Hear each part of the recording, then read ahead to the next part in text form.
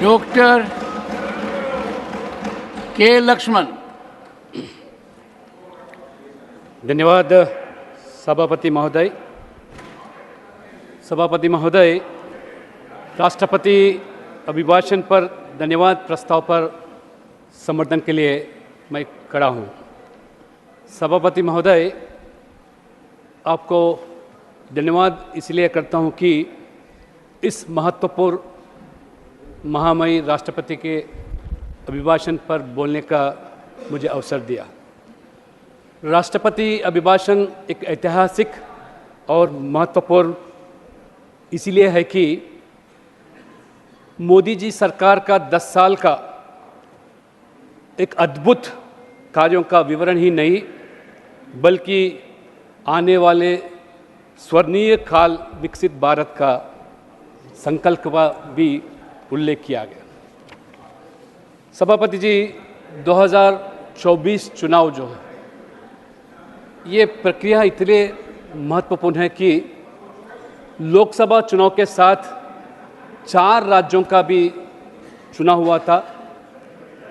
Bharat being one of the oldest democratic countries in the world, I feel proud that Bharat is the mother of democracy. ये तीसरी बार 6 दशकों के बाद मोदी जी सरकार को जनादेश प्राप्त हुआ। यह लगभग 6 दशकों के बाद, 1960 के बाद नेहरू जी ने तीसरी बार प्रधानमंत्री बने। उसके बाद नेहरू परिवार के अनेक सदस्य भी प्रधानमंत्री बने, मगर किसी को भी प्राप्त नहीं हुआ तीसरी बार प्रधानमंत्री बनने का।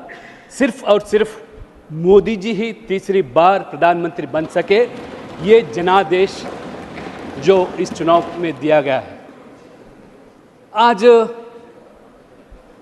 मुझे समझ में नहीं आता, बीजेपी के अलावा लगभग 40 साल से कोई दल आज 240 सीट पाया नहीं दिखता। फिर भी आज हमारे विपक्ष के नेता ये जश्न मना रहे कि आज एनडीए सरकार को पूर्ण बहुमत मिलने के बावजूद भी 240 बीजेपी अकेले को सीट प्राप्त हुआ और 293 सीट्स, और एनडीए सरकार को बहुमत मिलने के बावजूद भी 200 संख्या भी जो आज 100 संख्या भी जो सीट प्राप्त नहीं हुआ हमारे इंडी गठबंधन के लिए, वो आज तुलना करना चाहते कि वो जश्न मना रहे। मैं आपके माध्यम से मैं बताना चाहता हूँ सभापति महोदय, जो आज 240 सीट पूरा इंडी गठबंधन मिलाने के बावजूद भी 233 ही बनता, मगर ये हमारे विपक्ष के नेता बार बार बता रहे कि आप हार गए इस चुनाव में, इसलिए कि आप 400 पार जो नारा दिए वो प्राप्त नहीं हुआ। मैं बताना चाहता हूँ, कोई अगर अपना पेरेंट अपने लड़के को 100 मार्क प्राप्त करने के लिए जो लक्ष्य लेकर जो परीक्षा में उनको चुनौती देता है, अगर परीक्षा में वो 90 मार्क आने के बाद ये हमारे कांग्रेस के नेता बोलते ये फेल हो गया बच्चा। दूसरी ओर एक लड़का 100 मार्क के लिए जो परीक्षा में हाजिर होता है, वो सिर्फ और सिर्फ 25 मार्क प्राप्त होने के बाद वो समझता है कि वो परीक्षा पास हो गया।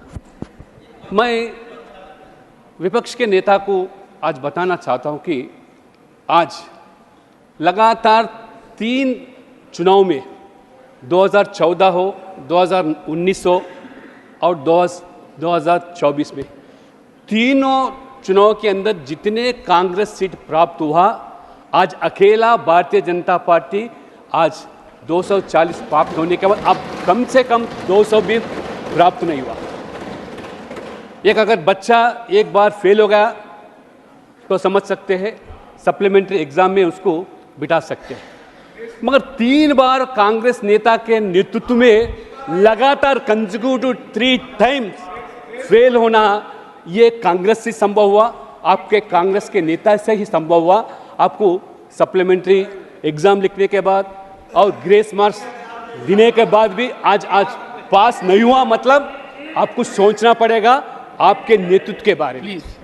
हमारा नेतृत्व जो है, मोदी जी ने ये 60 साल के बाद तीसरी बार प्रधानमंत्री बनना और 40 साल लगभग 1980 के बाद आज कोई भी दल आज 200 सीट प्राप्त नहीं हुआ, चाहे आपके यूपीए 1 हो या यूपीए 2 भी हो। सिर्फ और सिर्फ बीजेपी को 240 सीट होना ये मामूली बात नहीं। ये देश के लोकसभा चुनाव के साथ ही चारों राज्यों में भी आज चुनाव हुआ। जो आंध्र प्रदेश एक लैंडस्लाइड विक्ट्री हुआ एनडीए सरकार का। ओडिशा एक इतिहास, पहली बार बीजेपी सरकार में आना। और आज सिक्किम में भी हो, आज पहली बार एनडीए सरकार बनाना। और अरुणाचल प्रदेश में तीसरी बार आज भारतीय जनता पार्टी सरकार बनी। उतना ही नहीं, जहां कांग्रेस राज है, कांग्रेस शासन में है, हिमाचल प्रदेश, कर्नाटका और तेलंगाना। मैं बताना चाहता हूं, हिमाचल प्रदेश में तो कांग्रेस का सफाया हो गया, 4 के 4 सीट आज बीजेपी हासिल किया। कर्नाटका में आज बीजेपी सरकार रहने के बावजूद भी आज 19 सीट आज एनडीए प्राप्त किया। कर्नाटक में कांग्रेस सरकार रहने के बावजूद भी आज एनडीए 19 सीट प्राप्त किया और सिर्फ 9 सीट। तेलंगाना में, जहां मैं वहां से आता हूं, तेलंगाना में आपके सरकार बन के 5 महीने भी नहीं हुआ, जो गारंटी के नाम पर लोगों को गुमराह कर किस तरह आज लोग तड़प रहे, आज बदलाव चाह रहे। तेलंगाना में भी विकल्प के रूप में बीजेपी की ओर देख रहे। आज तेलंगाना में 8 सीट प्राप्त होने के बाद 35% वोट हासिल करना यह बीजेपी के संभव। मैं विश्वास जताता हूं सभापति महोदय, जब भी तेलंगाना में चुनाव हुआ जरूर डबल इंजन सरकार बनने का मैं आपको पूरा विश्वास दिलाता हूं। उत्तराखंड में भी जिस तरह आज भारतीय जनता पार्टी पूरे के पूरे सीट हासिल किया, इसलिए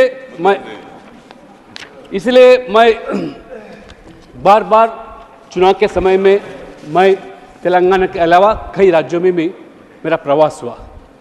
जहां भी देखो कांग्रेस का 2 ही नारा था, संविधान और उसके बाद आरक्षण का मुद्दा।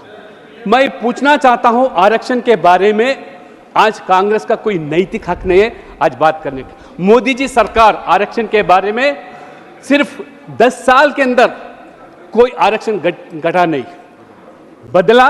और आज मोदी जी ने एससी, एसटी, ओबीसी के अलावा आज 33% महिलाओं के लिए आरक्षण दिया गया। ये मोदी जी सरकार, जो असंभव मानते थे आप, संभव करके दिखाया। आप 10 साल में यूपीए में रहने के बाद भी नहीं दिया, ये अलग आरक्षण दिया गया। उतना ही नहीं, एससी, एसटी, ओबीसी के अलावा सवर्णों के लिए जो गरीब परिवार के थे उनके आर्थिक रूप से उनको भी अलग आरक्षण दिया। उसके अलावा और 10% ईडब्ल्यूएस को दिया गया।